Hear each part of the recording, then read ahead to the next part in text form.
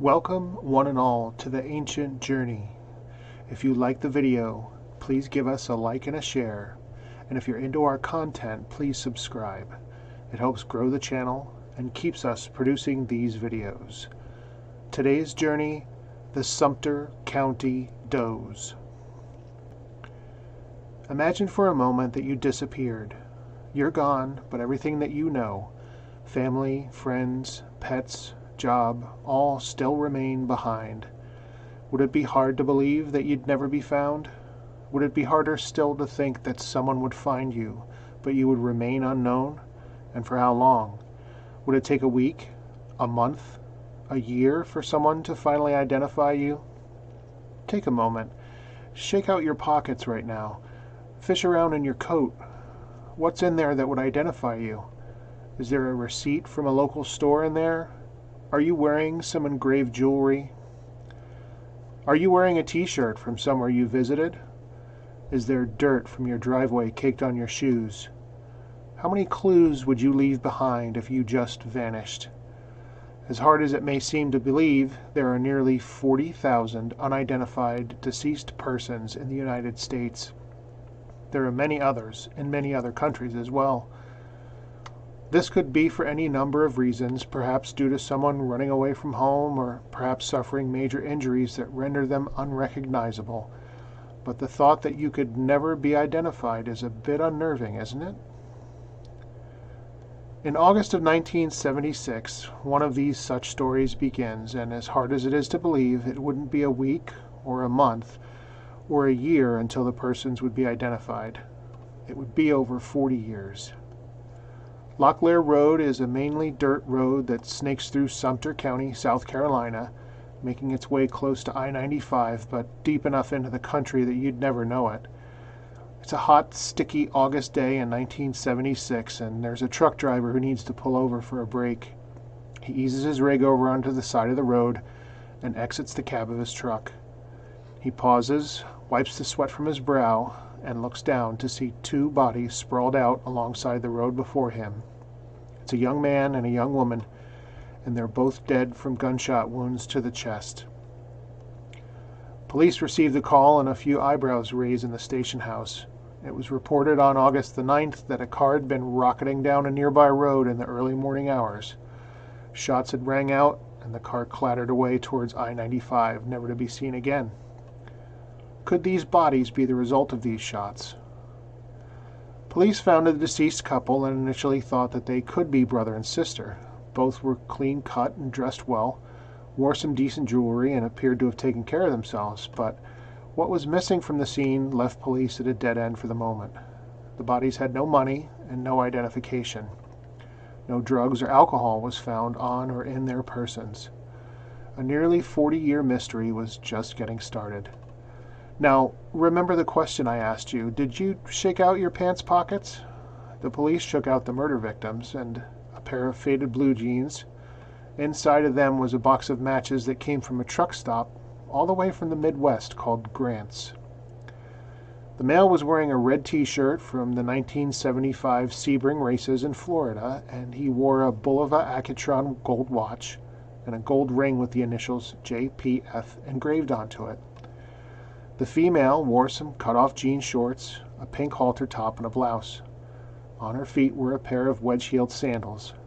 She also wore a few silver rings that looked to be Mexican or Native American in origin, maybe even handmade. That was all police had to go on. The Bulova watch was expensive enough that it had a serial number that could be traced, but Bulova had recently downsized and had lost many of its records of ownership. Forensic dentists took impressions of the two, hoping that some dental work would be remembered by a dentist who perhaps had a patient now missing appointments, but there was no such luck. Fingerprints were taken and distributed to local, state, and federal authorities along with photos and sketches. Interpol and agencies in South America and the Mediterranean were given the same information, but the case remained cold.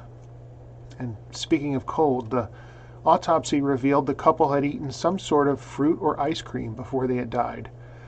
Police visited a fruit stand nearby the murder scene, and yeah, the person there remembered a couple that matched the description of the murdered pair, but just couldn't recall. Were they there with someone else or not? Were they walking or in a car? He just couldn't remember.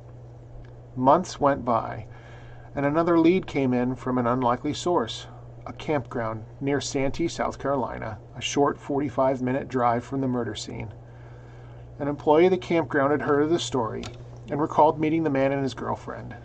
Jacques, as he was known, had been at the campground for a few days and even shot pool with the employee. Jacques and his girlfriend stayed for a few days and then left for Florida. He and his girlfriend stopped there back on their way through. Jacques and the employee became friends, and Jacques told the worker that he was traveling the country aimlessly. And another clue. Jacques said he was the son of a prominent doctor from Canada who had disowned him. Before he departed again with the female, he had tried to pawn his ring, which the employee recalled looked a lot like the one the dead man wore on his finger. And still there was another clue. A man from Nebraska had told police that he had performed repairs on a car with license plates from either Oregon or Washington State, and the occupants of the car looked like, you guessed it, Jacques and his girlfriend. This supported the idea that Jacques and his girlfriend had been traveling the country. And in 1977, a DUI stop in Latta, South Carolina, just about an hour north of the campground, offered one more clue: the murder weapon. The man who was pulled over had a gun in his car, and the gun was the same type as the one that had killed Jacques and his girlfriend, a .357 Magnum. It was test-fired, and amazingly, police found that it indeed was the murder weapon. However, the weapon was part of another group of weapons that had been stolen and resold, so this was just another dead end. None of these clues led anywhere. So imagine it. You've left your trail of breadcrumbs behind, your serial-numbered watch, your distinct jewelry, your dental records. Your shirt and your shoes and your fingerprints and the contents of your pants can't help you. That friend you made and played pool with can't remember enough to tell your story. You will never be identified. The local funeral home places the bodies in airtight coffins, hoping that they would be identified if someone saw them. Police from all over the country called in, with hopes of identifying the bodies, and people called in also, including the distraught parents of lost runaways, but still, the two remained unknown. After all the clues and the tips and the pictures, the two end up buried beneath two headstones marked as male unknown and female unknown, but by this point they had another name they went by: the Sumter County Does, Jacques and Jane. In 2007, the bodies were exhumed to have further DNA samples taken. This testing confirmed that the two were not related. In 2019, the DNA Doe Project, a group with a successful track record of identifying over 15 unidentified persons, took on the case. A citizen named Matt McDaniel pushed the South Carolina Sheriff's Office in touch with the DNA Doe Project, and soon after, DNA extraction and sequencing had begun. The DNA profiles of the Sumter County Does was uploaded to the GED Match and Family Tree DNA databases. The Family Tree sites bore fruit, and soon the team had found relatives of interest, and then were able to produce the names that those matchbooks and campground employees and jewelry couldn't. James Paul Freund and Pamela May Buckley. James Paul Freund was a resident of Lancaster, Pennsylvania, and lived on West Walnut Street there. He had graduated from McCaskey High School, played sports, and wanted to be an accountant. James was reported missing by his family when he was 30 years old. Pamela May Buckley, from Colorado Springs, Colorado, was around 25 years old. Pamela also went by Eve Buckley or Eve Kennel.